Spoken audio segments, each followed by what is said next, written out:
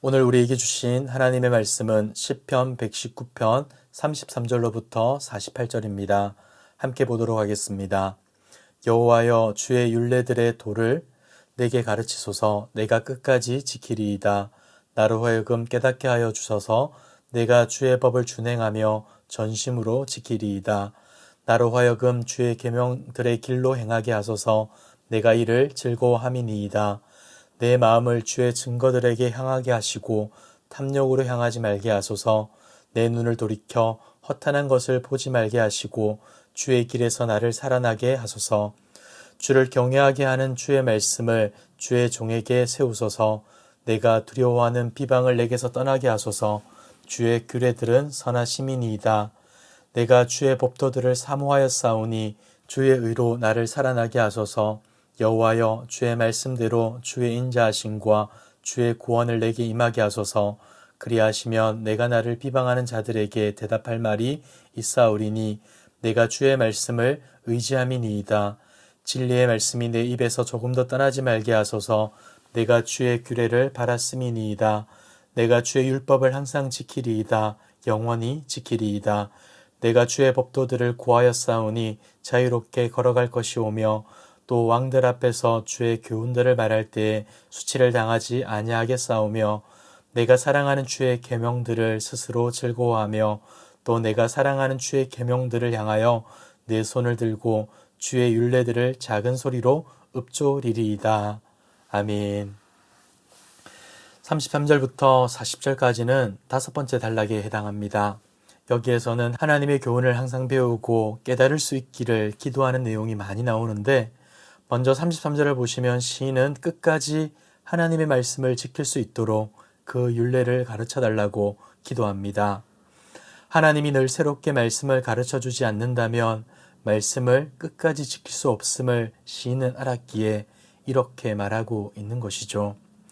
이어지는 34절은 33절의 반복과도 같습니다. 하나님이 계명을 깨닫게 해주셔서 전심으로 그것을 준행하며 지킬 수 있게 해달라고 간구합니다.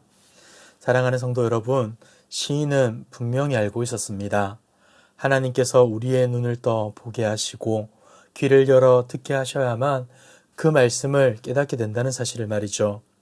그리고 하나님의 은혜로 말미암아 가르침을 받아야 그 말씀에 자발적으로 반응할 수 있음도 알고 있었던 것입니다. 여러분, 우리가 날마다 말씀 앞에 서지만 그럼에도 불구하고 늘 기도해야 하는 이유가 바로 여기에 있는 겁니다. 수없이 말씀을 읽고 듣지만 겸손해야 할 이유가 여기에 있다는 것이죠. 우리는 하나님의 가르침과 도움이 없이는 어떤 것도 제대로 할 수 없습니다. 그리고 제대로 행할 수도 없는 자들인 것이죠.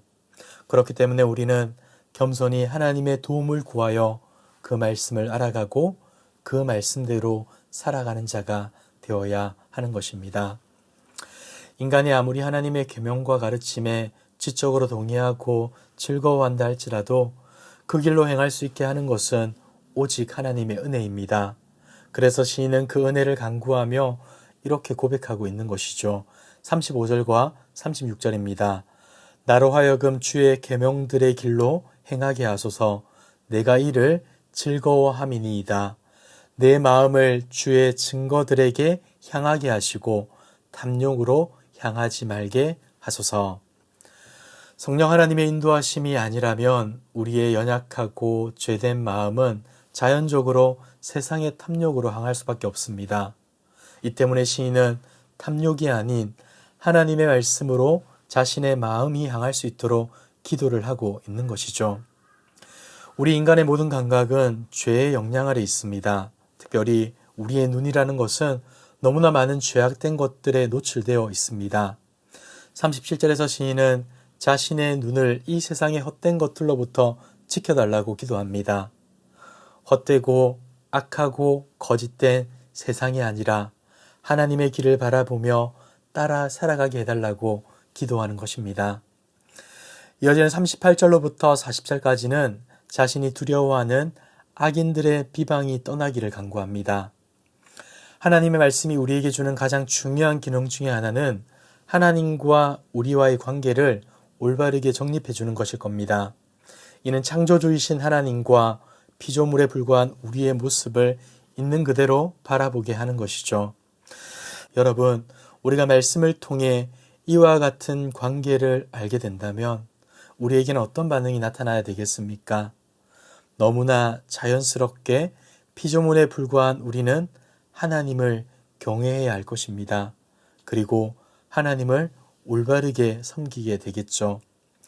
하지만 이유 없이 당하는 비방과 정죄 앞에서 우리는 주눅들고 두려움에 떨곤 합니다.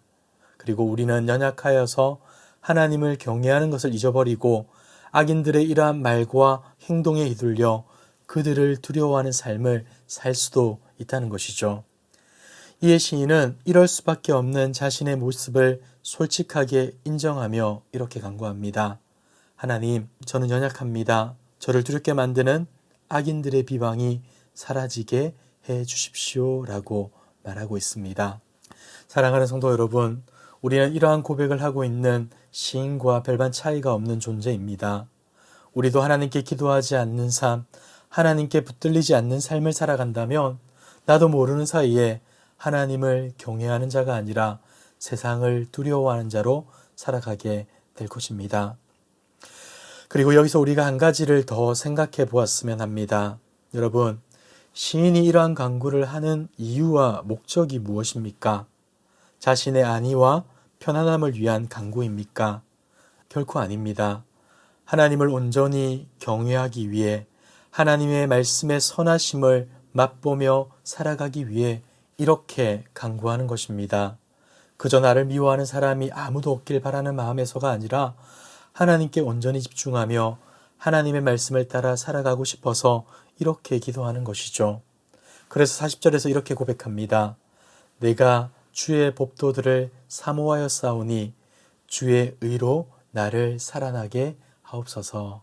이어지는 41절에서부터 48절까지는 6번째 단락으로 시인은 하나님이 약속의 말씀을 따라 구원해 주신다면 그 말씀을 평생토록 지키고 왕들 앞에서라도 담대하게 그것을 선포할 것을 다짐하며 고백합니다. 41절을 보시면 시인은 대적들의 비방 가운데에서 하나님의 무한한 사랑과 하나님의 구원이 자신에게 임하기를 간절히 기도합니다. 하나님의 사랑으로 자신을 공경해서 구원해달라는 간구를 하는 것이죠. 그리고 42절에서는 하나님이 사랑으로 자신을 구원해 주신다면 그는 비방하는 자들에게 대답할 말이 있을 것이라고 설명합니다. 사랑하시는 하나님의 구원을 통해 하나님의 약속의 말씀을 믿고 의지하는 자신의 모습이 옳았음을 증명할 수 있다라고 말해주고 있는 것이죠. 시인은 구원해 주신다면 믿겠다라는 말을 하는 것이 아닙니다. 확실하게 이루어질 진리의 말씀이 자신의 입에서 잠시라도 떠나지 않게 해달라는 간구를 하는 것입니다. 그는 하나님의 말씀에만 소망을 두고 살아가고 있는 것이죠. 44절을 보시면 다시 한번 하나님의 교훈을 지키고 그 교훈에 헌신할 것을 맹세하는 모습이 나오는데 그는 어떤 시련과 고통이 오더라도 항상 그리고 영원히 그 말씀을 지킬 것이다 라고 맹세합니다. 여러분, 시인은 지금 고난이나 압제가 자신에게 없을 거라 말하지 않습니다. 그러한 일이 일어나더라도 사랑하는 하나님이 그곳에서 벗어나게 하시며 자유를 누리게 하실 것을 확신하면서 이렇게 고백하고 있는 겁니다. 그는 변함없고 신실하신 하나님을 바라보며 그 하나님을 의지하는 삶을 살아가고자 하는 것이죠. 그에게는 너무나도 확실한 구원과 진리의 말씀이 없기에 자신의 입에 있는 하나님의 말씀을 왕들 앞에서도 담대하게 말할 수 있다고 밝힙니다. 그리고 그렇게 할 때 자신이 결코 수치를 당하지 않을 거라 확신을 하고 있죠. 여러분, 우리는 힘을 가진 자들 앞에서 얼마나 조심스럽게 행동하고 말을 합니까? 실수하거나 거짓을 말할 경우 어려움을 당할 수 있기 때문에 그렇게 행동하고 말하는 것이죠. 그런데 시인은 지금 왕들 앞에서 망설이지 않고 하나님의 구원과 진리의 말씀을 선포하겠다 약속합니다. 약속을 지키실 하나님을 온전히 믿었기에 이렇게 말할 수 있는 것이죠. 사랑하는 성도 여러분, 우리에게도 이러한 믿음이 있기를 소망합니다.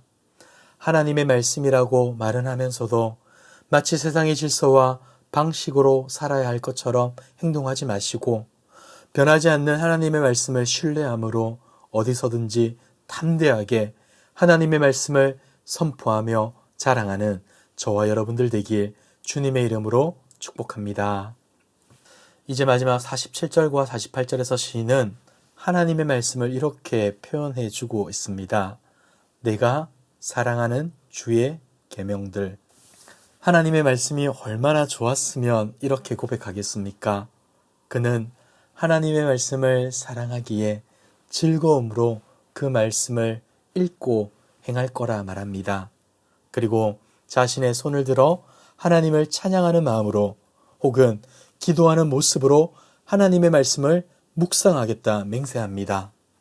사랑하는 성도 여러분, 저는 사실 시인의 이와 같은 고백을 들으면서 제 자신이 너무나 부끄러워졌습니다. 나는 지금 하나님의 말씀을 어떻게 생각하고 있는가?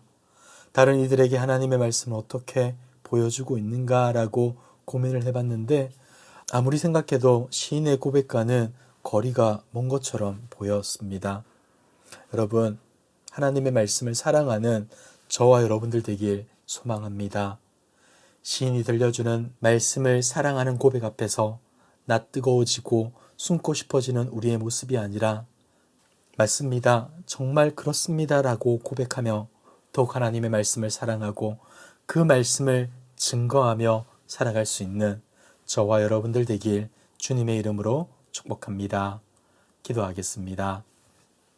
우리의 참 소망이 되시는 살아계신 하나님 아버지, 오늘도 우리에게 귀한 날을 허락하여 주시고 존귀하신 하나님을 바라보며 예배할 수 있도록 인도하여 주심에 감사드립니다. 무지하고 연약하여 주님의 말씀을 따라 살기보다 마주하는 현실에 함몰되어 허우적거리는 것이 우리의 인생입니다. 성령님, 우리와 함께하여 주시어 주님의 말씀을 보고 듣고 알아가게 하시고 세상 속에서 주님의 말씀을 따라 순종하며 살아가게 하옵소서.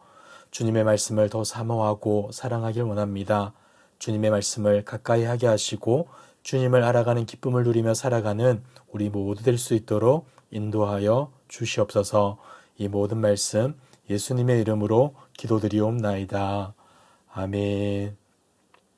이 시간 기도하실 때 주신 말씀을 기억하며 기도하시고 주간 기도 제목을 따라서 환우들과 섬김 사역을 위하여 기도하겠습니다.